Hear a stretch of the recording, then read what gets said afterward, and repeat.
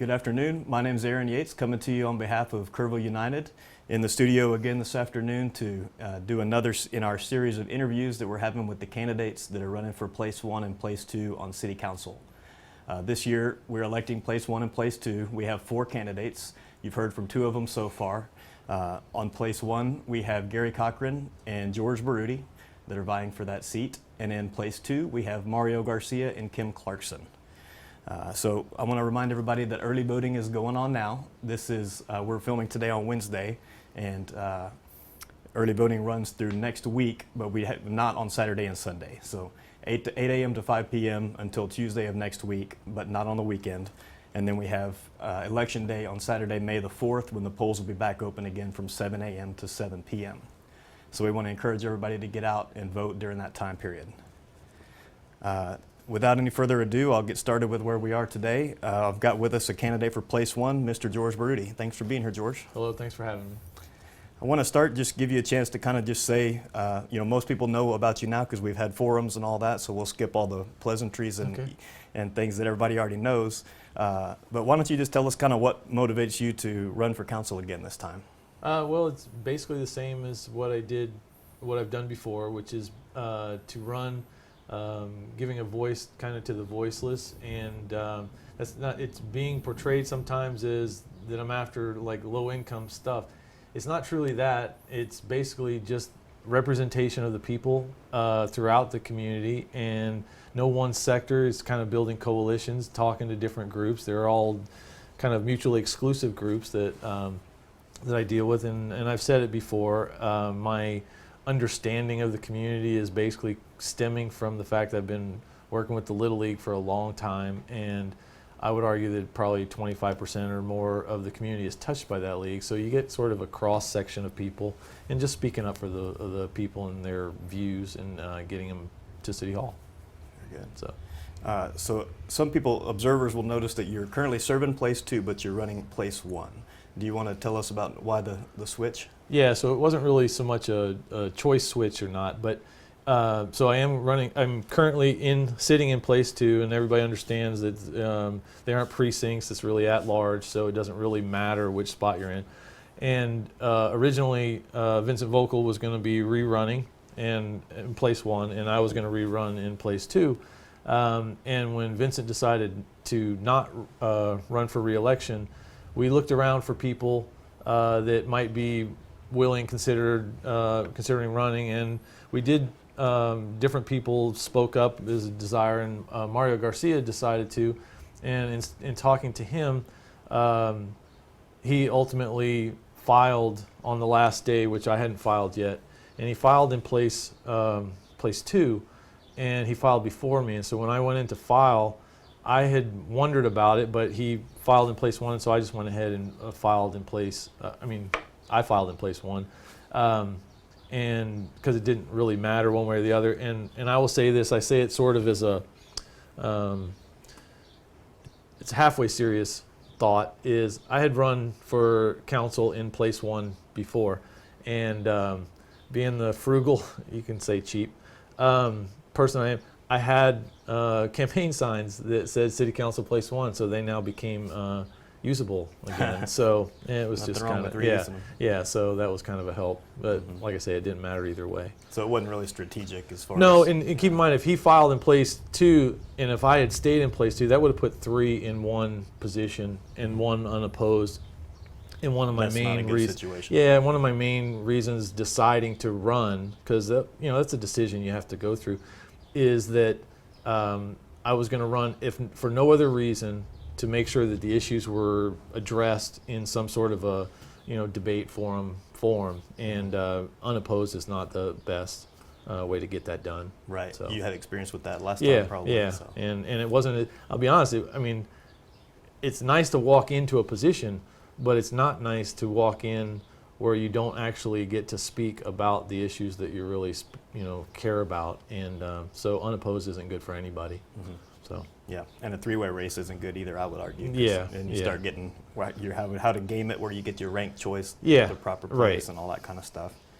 A couple of questions just about kind of ideology or politics. I asked the same question to Kim and Gary that were here last week. Some of the people that support you guys, I'm not saying y'all did, but some of the supporters have sent out emails and floated the idea that you and Garcia are the only conservatives in the race or the only Republicans in the race.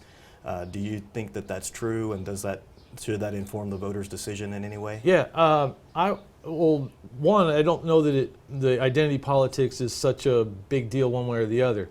Just look at records on what people do, and you can identify who you want.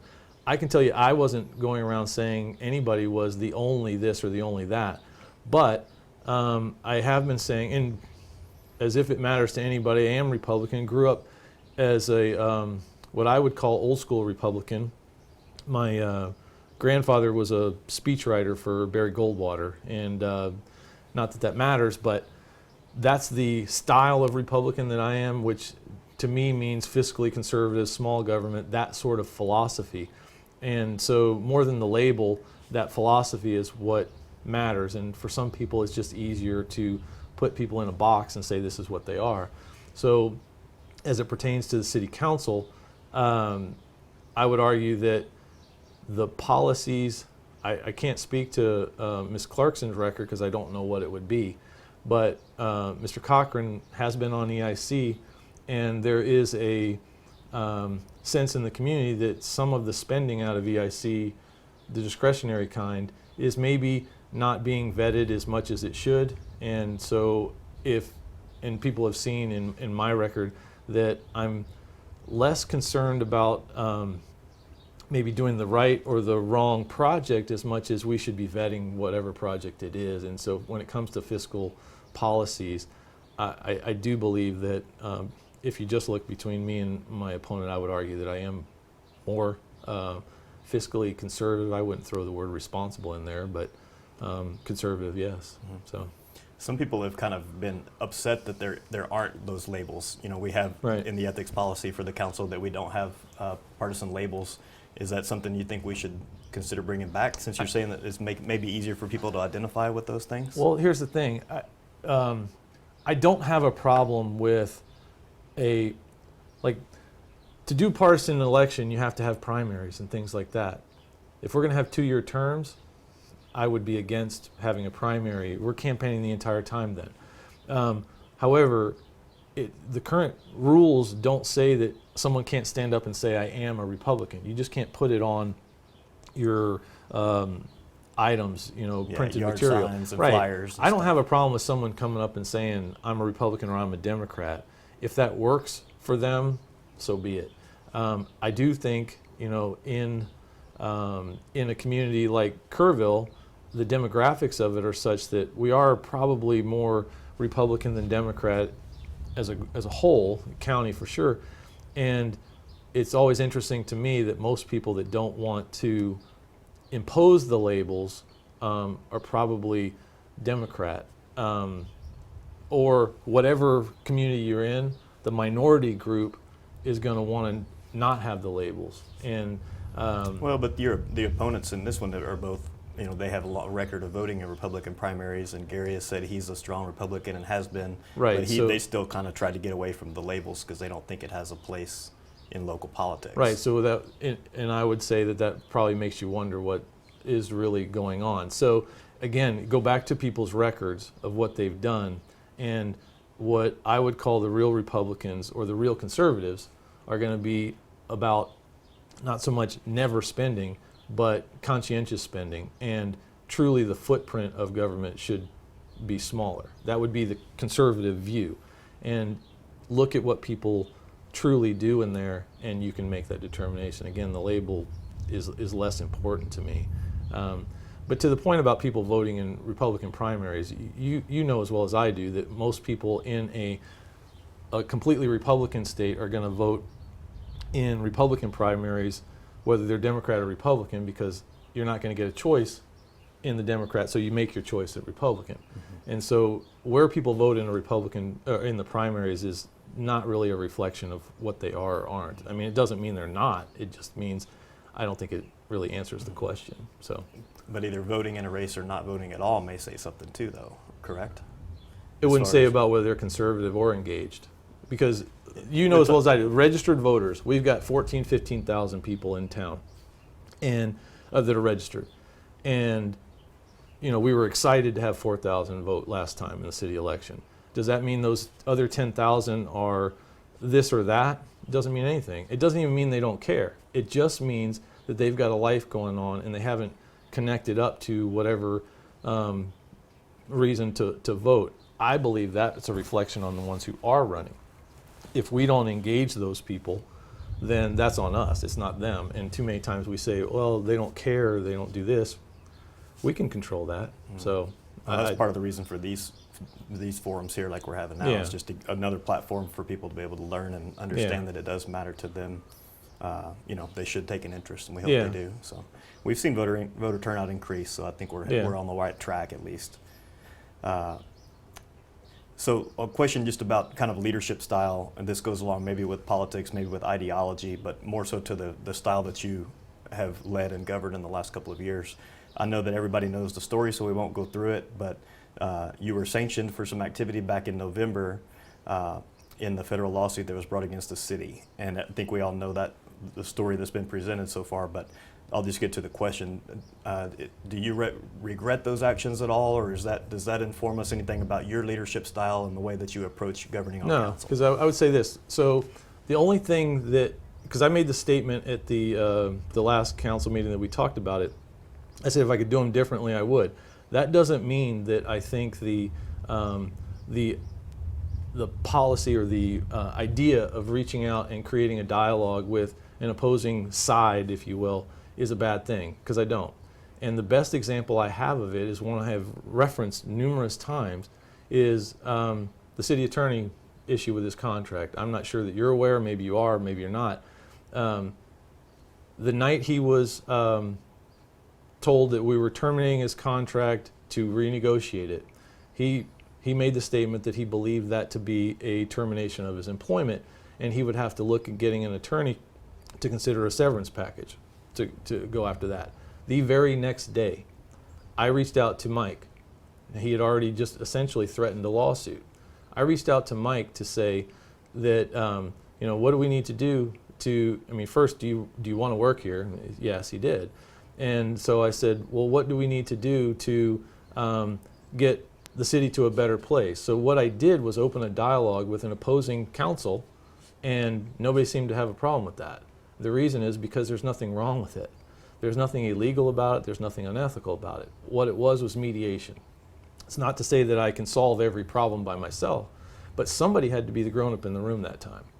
And this most recent case was very similar in the sense that we have a lawsuit that I guess I'm not really supposed to speak about, so I won't. But under no circumstance is it in the city's best interest to be a test case in a lawsuit. And so to get past that, someone has to open a dialogue. It doesn't have to be a council person, but it doesn't have to be any one person.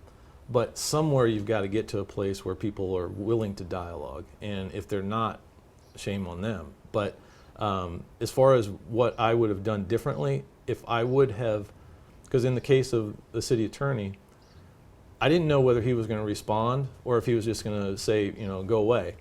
But my actions led to a resolution that he thanked me for. And so did the rest of council. They didn't give me the authority to have the discussion. They just thanked me afterwards. That's leadership, which is what the city manager said to me when we closed the deal on Mike's contract. He came up to me and shook my hand and said, that's leadership. So to have that same action be deemed sanctionable is I think odd there to might me. only be one critical difference, though, and you tell me if I'm going down the right path. They say that the day before the city's council advised y'all not to have contact with the opposing side. That would be a false statement. It's correct. I mean, it's true that you've been told that. It's a false statement that we were told not to speak to somebody. We were actually went out of their way to explain to us that we can't be told not to speak to anybody. What we were told, truthfully and factually, is that the other attorney can't speak to us without approval of our attorney. Okay, that's fair enough, but it's not because it's a law. It's because under their attorney ethics, they aren't allowed to do that. So Yeah, nothing that's why I was- didn't frame the question as form of is it legal or not. You know, Right. it's just that your style, and that tells us more about yeah, your style. yeah. What it tells you, hopefully, if you're watching it, is that it tells you that I'm willing to dialogue, I'm willing to communicate, and if people don't want our leaders to communicate, then don't vote for me. You know, that's pretty much the style that it showed. And then, you know, the only thing I have, and I think you and I talked about this before, is that if every council member took that same initiative to make contact without, you know, doing it as a group or doing it through an attorney, then all of a sudden we may have 4 or 5 different people trying to get different results instead of acting as a uniform body. No, and I would disagree with that. I don't want to belabor this too long. No, I don't either. You're right. So it But just that's not your view of it, though. Yeah, basically, we are 5 people that are all individuals bringing something different to the table of council. So if we go out and negotiate something, call it a negotiation, that's probably the wrong term. If we go out using our ideas and our interaction, our network, and bring something to the table, then the only part of the body that can decide is the group. So anybody can propose any idea all they want, and they should be individuals. We've had this conversation, we don't want 5 people in lockstep. What we want is each one bringing to the table the diversity of the community, and have the ability, not the fear, to discuss whatever that is, dialogue, communicate. And in that communication, you come to the consensus ideas that you have. That's called building things. That you call it compromise. It's a bad buzzword these days, but that's what that's about. So that's just basically the style. Gotcha. I want to just contrast that with one other thing that was controversial that while you were in office was while you were on the EIC, and I think maybe in your first year in office, you guys removed James Wilson from the EIC because of some perceived threats of a lawsuit after some statements that he made. Okay, Do so you draw any distinction between? Absolutely I do, because 1, it's been reported incorrectly, but 2, go back to something else that has been talked about, is that we never removed Delane Segerman from EIC. The statement's been made, it's false. She wasn't reappointed after She her wasn't term reappointed, expired. and so if we are to say that everybody that has been on a board and is up for reappointment should be reappointed, then why do we have 2-year terms? Why don't we just call them 4-year terms and be done with it? So we didn't do that. We took applicants up and voted. And she was one of the applicants. To She be was fair, one. She did want to go back. Correct. So Yeah. did everybody else that was an applicant, right? Right. So everybody that's a qualified applicant was looked at, and so a decision was made, but she was never removed. Now, to James Wilson, the whole situation wasn't about him threatening a lawsuit. That was not my thoughts on it. But he had been escalating the conversations between the public conversations, not about individual ideas, but on conflict that he anticipated with council. Not legal conflict, just conflict. And I would challenge anybody else to see whether their employer would be okay with that. Now, what I did personally was, as you halfway reported on, was I sent out emails to TML. And one of the questions I asked, and you reported the question but not the answer, was I said, if EIC is presenting a budget to council, and council says, hey, we don't like that budget, because they have approval rights over the budget. We don't like the budget, we'd like it to be this way or that way. And we send it back with those recommendations. If EIC resubmits the exact same budget, I asked the TML representative, what would a council be doing if in that situation?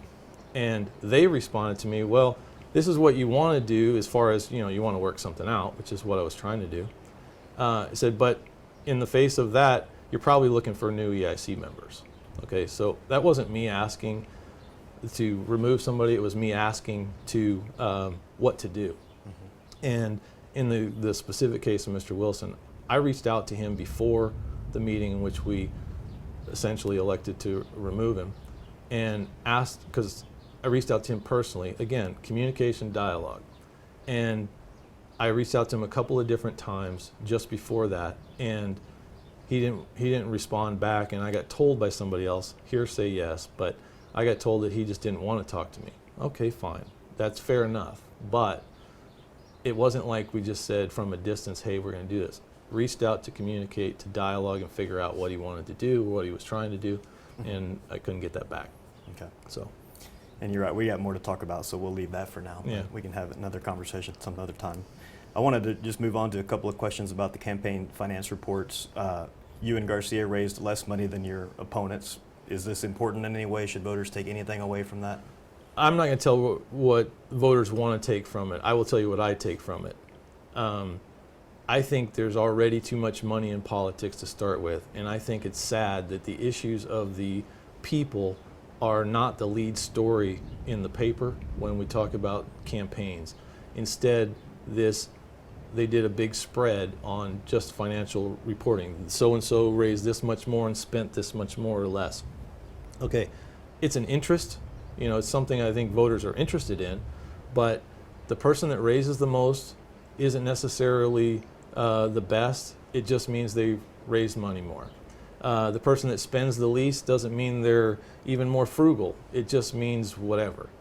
If we focus on the extraneous information instead of the issues, I think we're doing a disservice to the people. So as far as that goes, if someone wants to make a big analysis issue of it, that's up to them. I don't fault them for that. It's just not me. Mm-hmm. So. We can agree that there's too much money in politics, for sure. Just one other question on that, only because I honestly haven't heard any follow-up. The newspaper reported that there was a gentleman who wrote a letter Right. who was on your report who didn't donate the money. Was it a mistake, or what's happened? Yeah, it was a what's happened mistake, and since so the paper has reported the mistake, and they updated their online story as the way they told me, and I read it, and they did. So what it was the person's name was, that donated money to me was Hoot Gibson. And Hoot, is that what you said? yeah. Okay. And I knew that wasn't his real name. That was the name I was told, and so I was like, okay. So I go to the voter registration, and in my memory, I knew of Hoot Gibson. I also knew of Thomas Beck Gibson. And so I had all the time thought they were the same person. So I go to voter registration, and I look that up, and I find Beck Gibson, and I wrote his name down. Okay, so mistake, honest mistake, still a mistake.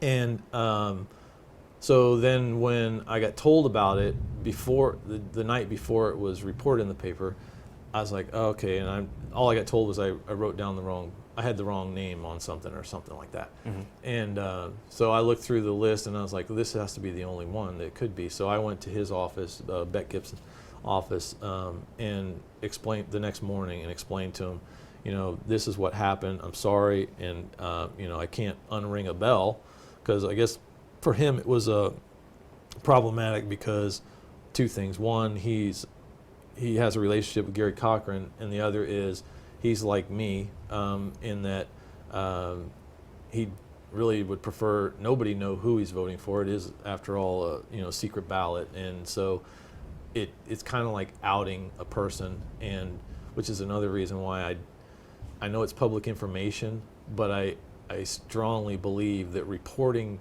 donor names, especially on a city council thing, reporting them is a little bit over the top, because a lot of people that do donate, they're donating because they are supporting a cause. They're not looking to put their name out there. If they were wanting to put their name out, they would run for the office themselves. So while it's public information, I think reporters have an obligation or responsibility to take care of what information they have and what they produce. And having said that, by producing it in the report, it at least allowed me to correct the problem. So, I don't fault that. So you probably just file a correction or something. That's correct. What you do. Yeah. Gotcha. Yeah. So speaking of newspapers, talk about just a couple other things from the newspaper ads. So it seems to be the theme, because you guys have run several ads. Well, I say you guys. You've run some. Mario Garcia's run some. You can say you guys. That's fair enough. Yeah, you guys are in alignment, just like the other side is in alignment for the most part on a lot of issues, and kind of running things together. But the theme of both of y'all's, I guess, and tell me if I'm wrong on that, is that you're pointing out some of the city's debt levels and debt structure, and how much debt we do have and what the debt is for. And not really saying it implicitly, but maybe implying that maybe there's something wrong with the debt. Either we have too much or we have the wrong kind of debt. Yeah, so I would say this. First thing is, to the point about alignment, not on specific issues, but on a philosophy. Mario Garcia and I are aligned under one very big thing. We believe the citizens should be at the forefront, at the center, at the top, whatever you want to do about the decisions we make. They shouldn't be the receiver of the information, they should be the director of the information. So that's a big overarching philosophy that we both share. So to the point about the debt, the biggest thing, if you want to say something was wrong or misleading, it wasn't really what we were doing. We came straight out and said, and to give him full credit, Mario was the one who did a lot of the initial research on the per capita debt stuff. But we were walking around the neighborhood telling people about, we weren't saying the sky is falling, we were just saying, is this the position you want to be in? And we were looking at it as a per capita debt, total debt, not some portion of it, but total debt. And I guess that got back to the city powers that be, and so they decided at the very next council meeting to kind of nonchalantly throw in a debt conversation to our financial summary, and that's no problem with that. They put up a graph similar to the graph that we were walking around showing, and they produced it showing us at the bottom of a list, no problem where we are in the list, and it was showing $200 to $250 per capita. And it wasn't really describing what that was, it was just saying $250 and saying this is the truth. And that was property tax supported debt, correct? Per capita. Yeah, it doesn't even matter really. The bottom line is they knew we were walking around with truthful knowledge, truthful information about total debt in the city. And rather than describe the difference between those, they just said, here's our debt position and per capita. And it's not even the same per capita that you would show. The city is obligated to report, as you probably know, in our CAF, our annual financial report. And what they're obligated to show is per capita debt on the total debt, because that's what people understand. They understand total debt. So they've produced something that was not exactly the total debt. It was some smaller portion, carve out, whatever you want to call it. And so that created confusion because they weren't really explaining to people what they were showing them. And I caught that at the meeting, and I asked, what does that debt represent totally? And it was like $5.6 million, something like that. And so I just said, let's show them the full debt again and show using the same city comparisons that the city used, and we did. We didn't pick the cities, we went with the same cities that they showed, and we did a display of the information at a following meeting. So all we did was get the full information out to the people, let them make their judgments about what they know based on the data that's real. It wasn't misleading because it was factually true. The one that was cherry picking data, I would argue, was the city by showing us a portion. Now let's talk about what portion they showed us. They wanted to say that was the only debt that was being paid for truly directly by property tax. Correct. The rest of it was debt that was being paid by other revenues from the city. Right. Okay. Which are utility revenues, sales tax right. revenues, 4B revenues. Right. Well, it was water revenues. We don't have KPUB, so it's no, water. I mean, up at water and sewer, but yeah. Water revenues. So basically, what we're looking at is our three revenue sources are property tax, sales tax, and permits and fees. Fees being the water. But that's a big part of it. And so those are our only revenue sources. That's our governmental revenue. The rest of all of the governmental debt is paid for by one of those three. If we pay for it out of property tax or we pay for it out of sales tax, it really doesn't matter, because the bottom line is that's all opportunity costs. Government spending is being covered by that. That's your budget dollars. Whatever revenue you get is what you get to expend. And so all we were saying was truth in reporting. The city already reports this. Let's just let the people hear what it is. But the biggest difference between, so I made a presentation. I didn't judge whether the dollar amount of $60 million was good or bad. All I did was point out the fact, and I stand by it because it's facts, that while our expense budget is going up, while our debt is going up, our personal income, the ones actually paying for this debt and these expenses, was actually going up a whole lot less. So in the last 7 or 8 years, the city's expense budget has increased by 20%. In the last 7-8 years, the city's debt has increased by 60%. In the last 7-8 years, the city's personal income, the money we make that we pay our bills with, has only gone up 5%. The expenses are outstripping that. And so My question on that before you go on though would be, if it's measuring people's income and we're a heavily retired community and they don't have a regular income, they're spending some of their retirement savings. it's not important. Does that And misrepresent? no, it doesn't. And here's why. Because the bulk of our community that's living and breathing and working in town is paying taxes. And so out of their pocket is coming, we are expending more money. The retirement community is growing, but it's not growing at an enormously fast rate. And so we are still, our income levels, our liquid cash, our liquid assets is not going up at the same rate as the expenses. And to throw it into another loop, another way to look at it is the expense budget of the city has gone 20% in the last 7 years. Our population has grown 10. So theoretically, city services are costing twice as much as the population growth. And if it's supposed to be for the people, then what are we doing? So I wasn't saying this is good or bad. I was saying these are markers that people should look at. Mm-hmm. And while we decide all of our priorities, not just debt, but any of our expense budget, it has to be part of the equation. We don't have, I mean, I'm sure you're aware of it. I've said it a number of times. Our median household income is 40, well, they're saying it's 40,000 now. I think it's probably closer to 45, but regardless, it's in the low 40s. That's household income. That's the people that are working in town. They're not the retired, they're the people working. That's a low number. And Mr. Cochran said that I shouldn't be supporting one group. I think he means low-income people. The sad truth is that low-income people is a majority of our town. And until people acknowledge that, I think we're stuck in a lot of kind of priority misalignments.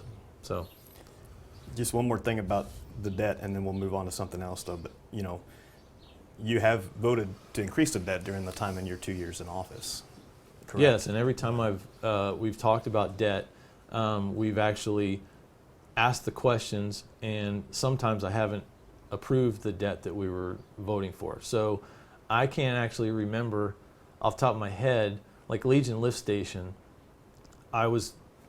we have to do it. That's infrastructure. That's something that has to happen. I didn't get to vote on the ball fields, say, for instance. Don't know what I would have done, but maybe you can tell me what debt have I voted on that I've said we okay measured, to? I can get you the individual statistics. We can get it for the viewers too. But most of the debt that you voted on has been to kind of refinance existing debt. Yeah. So let's just say that one. In that particular case, we refinanced debt, and what we were told is that we made a savings because we got a rate change or something silly like that. So that's not the same as issuing more debt. It's actually that's savings. So that's the majority. Yeah. There is some other new debt, Legion Lift Station being part of it. Yeah, and like I said, I would defend the Legion Lift Station as being something I would have to do. But as an example of something that I had a problem with is we haven't issued this yet, right? But the contemplated debt coming up in November, it could come up at a later time, whatever, but we got a bunch of information packaged for us. And what we got told was we were looking at, we had some projects that council was going to have to decide, is this worthy, is this worthy? And public safety complex was one, the Aquatic Center was another one, storm drainage, which is appropriate today, is another one. And so they had lumped it all together. It was going to be about $25 million. And it was going to be a big to-do. That was a big number, right? And I asked the question, and they said, we can do all this without raising taxes. And I said, okay, what happens if we do all this and we don't raise taxes? When will we have money freed up to borrow again if we needed to, emergency stuff? And the answer was, 2027. Okay, that's 8 years. It may have been 2026, 7 or 8 years from now. I said, my problem with this particular request would be we all know streets need to be fixed. I would prefer to pump more money into streets. If I got to borrow money, then I would prefer to put more money in streets, the things we need, before I even consider an aquatic center that's going to increase our parks budget beyond what some of the other priorities need to be. Of course, the money that's going to be used for Aquatic Center couldn't legally be used to fix and repair streets. No, you're making a presupposition that we were going to use EIC money. For the That isn't aquatics what's complex. been told to us. So we were told in the very beginning when Mr. McDaniel came on board that people were talking about an aquatic center. It's very important to notice this. He came on and said it will absolutely be a general obligation bond. If we do that project, it will be a general obligation bond. Go to the voters. Okay, that was the beginning. Then about, I don't know, sometime last summer or maybe last fall, he started hinting that we might use EIC money for it. Okay. I said, well, wait a minute. I said, you told us it was going to be a voter approved bond. And he said, well, you can do a CO and it can be voter approved if you want to go that route. Or you can do a general obligation under EIC. And I said, okay. And then when we had our last meeting about this debt in November possibility, he started making it sound like, he didn't say it because it hasn't been decided, okay? But he started making it sound like, well, city council could decide to do a CO. All right, well, I'm not voting for that, but not in the grand scheme of things, it doesn't fit the priority list. But so I'm just telling you that there is a possibility that it use CIC. It wouldn't be my first choice. Mm-hmm. And so, and the only reason I want to make the distinction is because there's certain pots of money that we cannot use to improve the streets. There's 4B sales tax money can't be used to fix potholes and fix streets and stuff like that. Right. And I would argue we shouldn't use debt to do regular street maintenance, ongoing street maintenance, because the debt outlasts the repairs that we make on the street. All right, let's talk about that. So the debt in the streets, whether we should or shouldn't use it. We had a presentation made last week, told us about our street maintenance program. And it showed us a graph of 2015 to 2020 and the status of the streets maintenance program. And the failing streets is increasing in our maintenance, okay? So I asked the question. I said, what does council need to give you, staff, to direction money what? To make a maintenance program that doesn't have an increase in failing streets, because it seems counterintuitive. Why would we have a maintenance program that's losing ground? And I was told we just need to borrow money we need a big pot of money to come in and catch us up on the streets. And I said, whoa, that doesn't fix it, because all that does is get us to square one. If we continue with our maintenance program as is, we're going to just begin later and lose ground. The failing streets are the ones that cost the most, take the most time, resources to fix. So the problem isn't borrowing money on streets. The problem is prioritizing money on streets. And when we prioritize our parks department beyond our streets department, I think the pendulum swung too far. So, and that's what I'm hearing from the people. We keep talking about amenities. We don't talk about the needs. If our needs are being unmet, then why are we talking about amenities? That's good. That actually helps paint a picture of where you are on that. So Yeah. Nice way to describe it. So just to go further on that, we're on down to the last couple of things I wanted to ask you about here. But as far as economic development goes, what should we be using our 4B sales tax monies to do?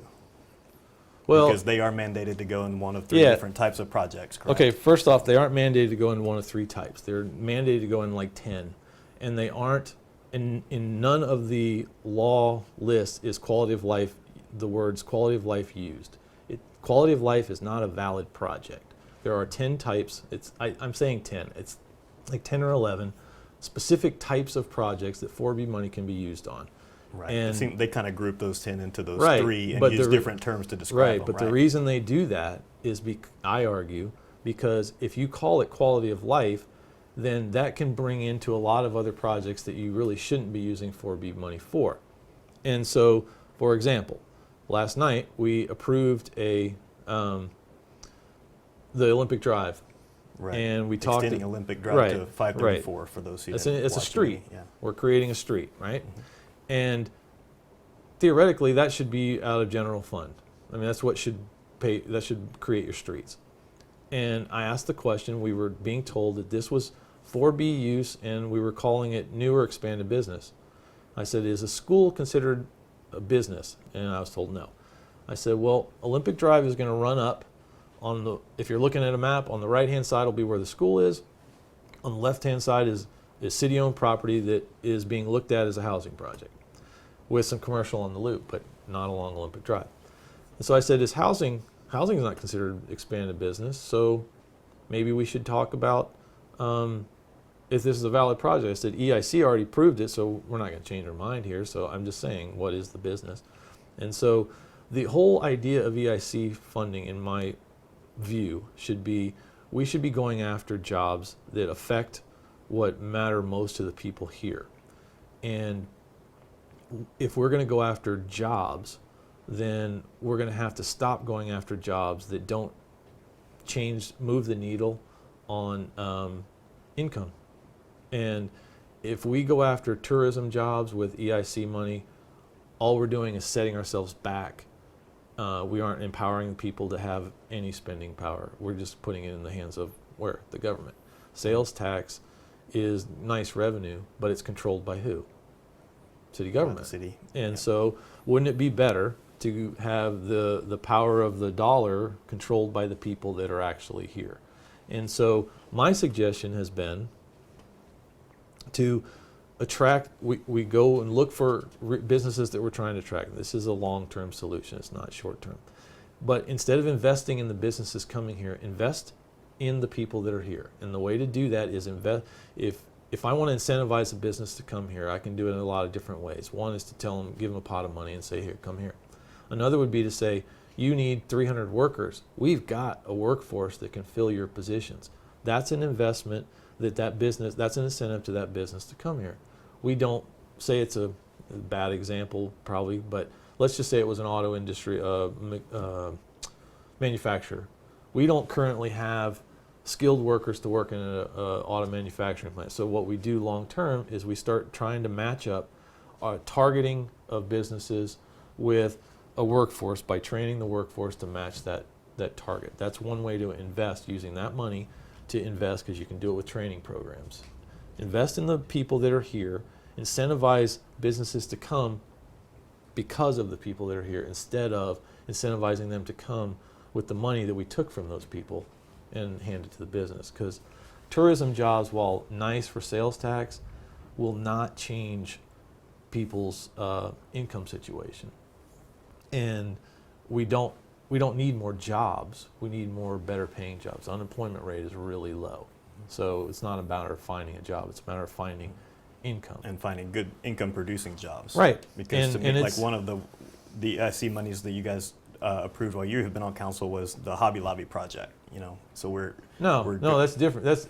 You're talking about a small amount of money, and you're talking about versus millions of dollars.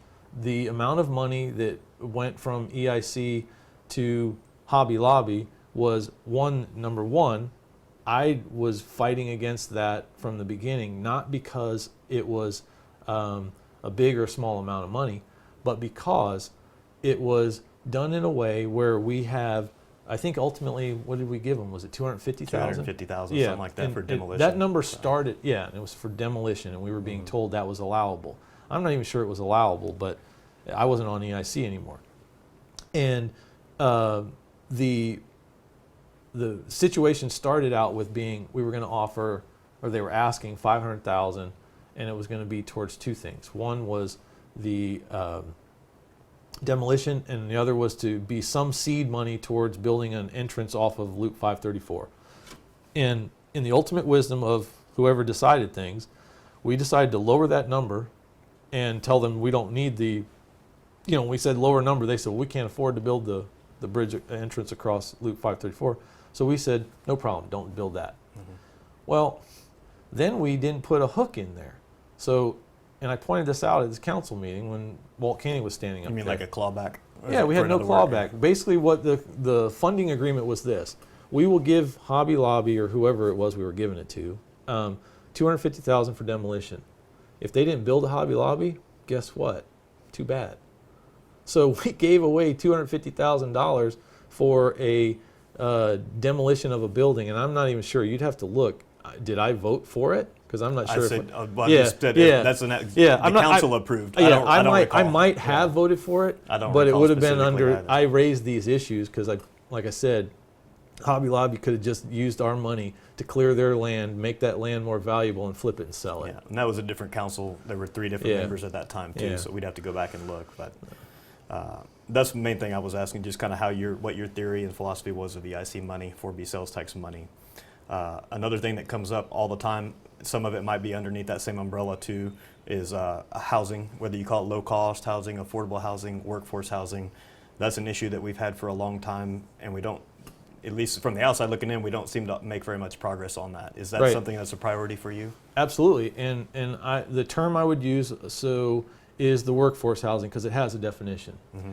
Yeah, those are specifically Yeah, right, defined right. categories. And so for me, we don't need more houses per se. We need more houses that are affordable by the people that are working here. The people that have enough money to build a custom home, they're set. They're fine. They don't need they don't have a problem. It's the person that's working in here. Our median household income $40,000. So, if you're living in your normal standards, what is it? 30% of your household housing. More than a third of your income should be for housing. Right. So that puts the bar pretty darn low as far as ownership and rent. And so what we're missing, what we're lacking, is a market, a stock, if you will, of that house or that even apartment. And so as far as incentivizing, I've explained it this way over and over. We have to do it both ways, I suppose, but I'm less inclined to incentivize or subsidize a developer to produce a home cheaper. Say they can build a home for 150. That would sell normally for 150,000. Somehow we subsidize them so they could sell it for 140,000. Whatever it is. That's one way to go. But then there's somebody going to move into it who still can't afford that 150,000 house, which is what it really is. To me, we should put all of our energies behind putting personal income at the forefront of every decision we make. If it's a housing, a house that becomes affordable one of two ways or both. Your house price is affordable or your house rent is affordable, or your income raises so that whatever it was, market value, is affordable. So I would prefer, again, always citizen-centered. Focus on what makes their life better, and I think a lot of our problems go away. I think this is true of every city. This is not a new problem. It's not an easy problem to fix. But if we focused our energies on the income levels that we have in town, a lot of our negative markers economically go away. And services that government has to provide become less as well, because the private industries will come if there's a market for them. And if we don't have income, we have no market. And so if we don't have skilled workers, we don't have a market for jobs. If we don't have people with money in their pocket, we don't have retail, we don't have a market for retail. So I think it's ludicrous to keep looking at these ways to bring down market prices when we are never bringing up market income. And I mean, you think the city can do those things? the city can do these in this way. We are spending our available money, EIC money, on amenities and jobs that don't increase that income. We could stop doing that. Right off the bat, that would solve a lot. If we only, talk about clawbacks, if we require a business to only be able to get X number of dollars, and create a standard of incentives that we have gotten away from. We don't have those right now. EIC doesn't really, they'll say we're using some. We're developing them right now. So Gil Salinas is in the position, and I trust that he's going to produce something in the form of standards. But we can create standards so that we can decide, okay, these benchmark standards need to be met or you don't get incentive money. The flip side is, again, like I talked about, training programs that target industries that we are going to actively pursue. So if we did that, that's a city action that can address some of that. Will it fix it, magically overnight? No, but if we don't try and start, we'll never get there. I can guarantee you that. And Yeah, so, these don't sound like 2-year term issues that can be fixed. no, but if we don't, it's like street maintenance. If we ignore it, it will get worse and we'll have a bigger problem in 2 years. And I'm for fixing the problem that's in front of us now. And that takes starting and the will of council to address that with strength. And I believe that's necessary. Last kind of topic, because that's kind of the vision, the long-term vision. So Kerrville's 2050 plan that was approved last year is kind of the vision that's been set forth for the city now. So what is your thought on how to use that plan going forward? Is it something that the council should look at for all their decisions? Should it help guide them? Is it kind of just an extra piece of information? How do you view it? No, it's absolutely the vision that you're guided by. All your decisions are going to be guided by it. But it is a living, breathing document. And what that means is council, citizens, anybody has the ability, the right to discuss parts of the plan that they think could be improved. And it's not chiseled in stone then? It shouldn't be, right. But I will tell you that it has been. And the way it's been hung up there for the past year is that it's an immovable stone object. And to me, that's a mistake. And it's an overstatement, I also believe, to say that it's an overstate or simplistic, overly simplistic to state that it's a community supported document. Even if you take the most optimistic numbers, which the highest number I heard was 700 people. All right, 700 people that gave input to the plan. Right. Now, giving input and attending a meeting are two different things, right? But let's just say that they all gave input. We got 25,000 people in town. 700 of them gave input. If that's what happened, that's great by other city standards, and it's great by our standards. But it does not say to me that the full community supported every little item in there, and even general topics. But what it says is 700 people did, maybe. And so one way to get at that is to constantly review every decision you make. Yes, maybe it matches the comprehensive plan, but does it match what you're trying to do today? So we're a year out, maybe we're 2 years out or 3 years out. It's still in the plan, but we haven't looked at the plan in a while. We're just action item things. What's the harm in discussing the item? Shouldn't be a problem, but I can tell you that it has been. And asking to make something better when everybody knows that particular item isn't the best way, then maybe we should rethink how we use it. Now, as far as the procedural way we use it, I like this.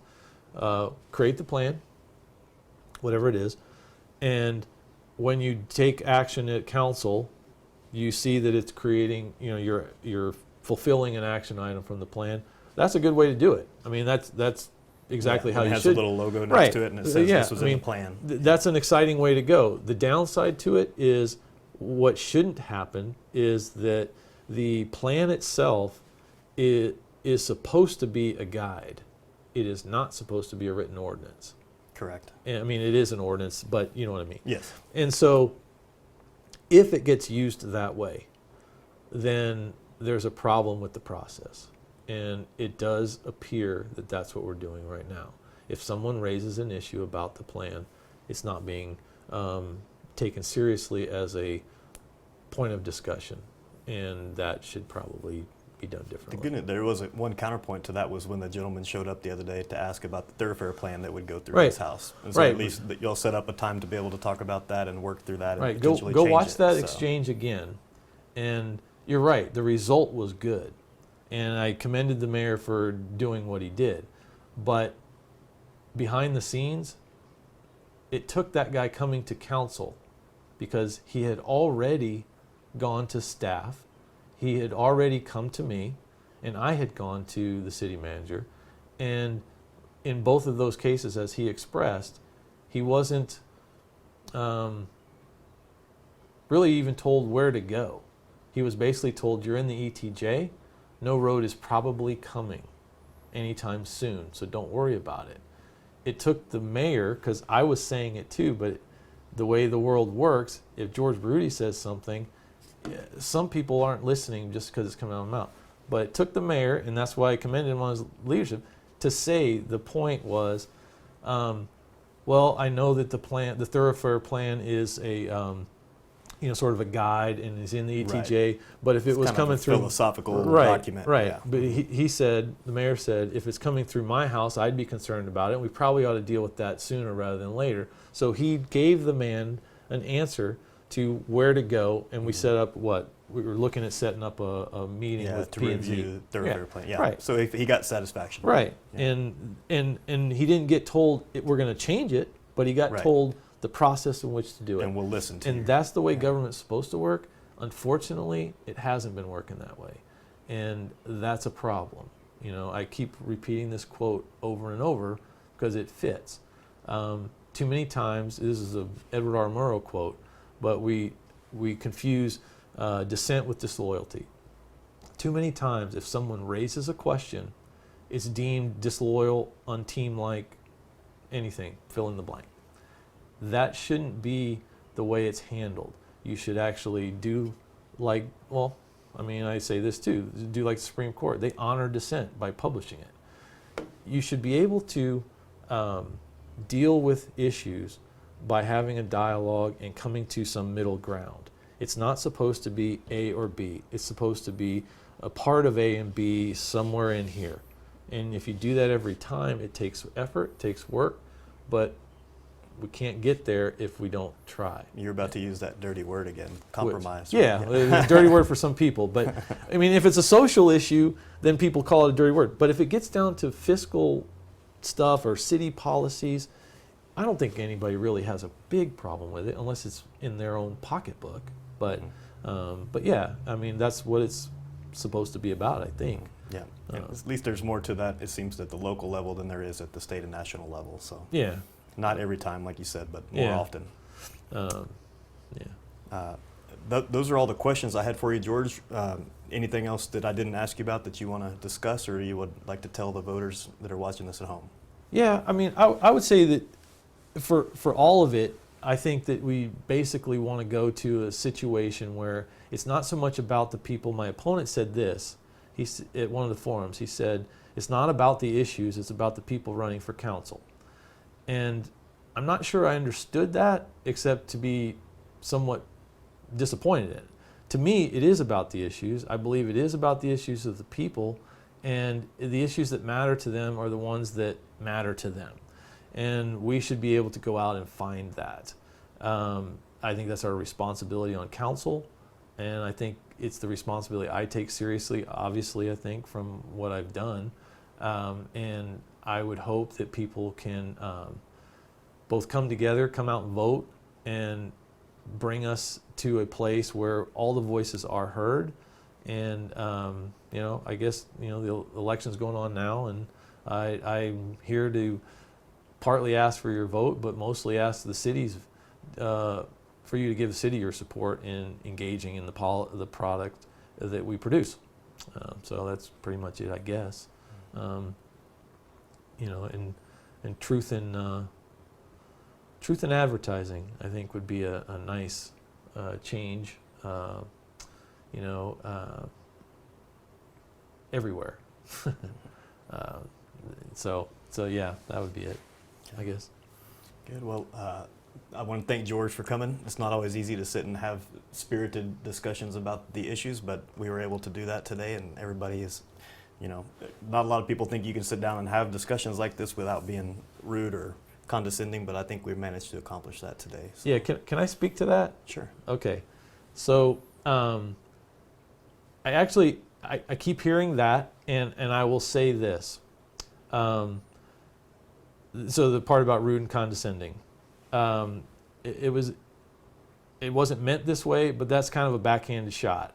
And basically the deal is this: all I do is raise issues and ask questions. I do not tell people what they're supposed to think. I don't tell them what they're supposed to understand in the data. I just produce the data. And if someone has an issue with the truth, then I'm not sure I understand why that's ever considered rude. It's not condescending to tell the truth, and so I'm not sure why that gets portrayed that way. If, again, the quote being confusing dissent for disloyalty, if we're confusing dissent with rudeness, then we've got a problem. I go to church, and at church we get told this periodically about faith. Faith that can't be tested can't be trusted. And if we can't ask questions without having people shut down and explain that, oh my gosh, you hurt my feelings by asking that question, then that's not politics, that's not dialogue, that's not anything. And so to me, the rudeness is when people shut down that dialogue unceremoniously and without really provocation. And that, to me, best example, we didn't talk about it, but when I held a town hall meeting, I was told that was unethical. Now, I'm not sure how anybody could ever claim that reaching out to citizens is unethical, but they did that. And they did that 1 month in to being on a new council. Now, that to me was rude, but I just have to sit there and accept it. I sit through a council meeting, the council meeting at the Calhoun Theater, where we're adopting the plan. And I sit there and watch as someone cusses at me from the podium. And nobody stands up to say anything, including me, because what can I say? Not supposed to happen, supposed to be shut down. I sit there while a former councilwoman foams at the mouth, disparaging my character, and I sit there and take it. Nobody at the meeting who's presiding over the meeting stops that. That's unethical in itself, and it's rude. But I didn't initiate those rude comments. And so if people have a problem with what I say, okay, then let's talk about that.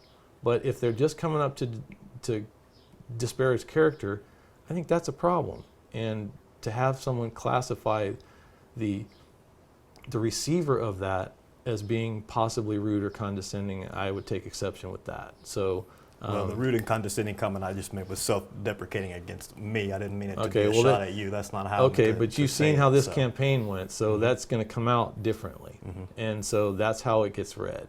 And so, well, I clarified. There were people didn't think that I could conduct an interview that would be nice and have a nice conversation on the way we've had today. So it was a compliment to George to be able to say that we sat down and had this happen. Yeah. So the other stuff you were talking about, we could spend another hour on that some other time. I don't want to. No, I don't either. We'll do that some other time, possibly. Yeah. We've probably taken up enough of your time for today because the polls are open. As George mentioned, the early voting is still going on now. All the voting happens at the Calhoun Theater. Be sure and make yourself a note or an appointment on your calendar to get out there and vote, because some of the things we've talked about today, it shows that these things really do matter in your life. So we want to encourage everybody to vote and bring a friend, and then turn out on Election Day is your last chance, Saturday, May the 4th. So we look forward to seeing what the voters decide after this is over. So all right. Thanks again for George, and thank you guys for joining us.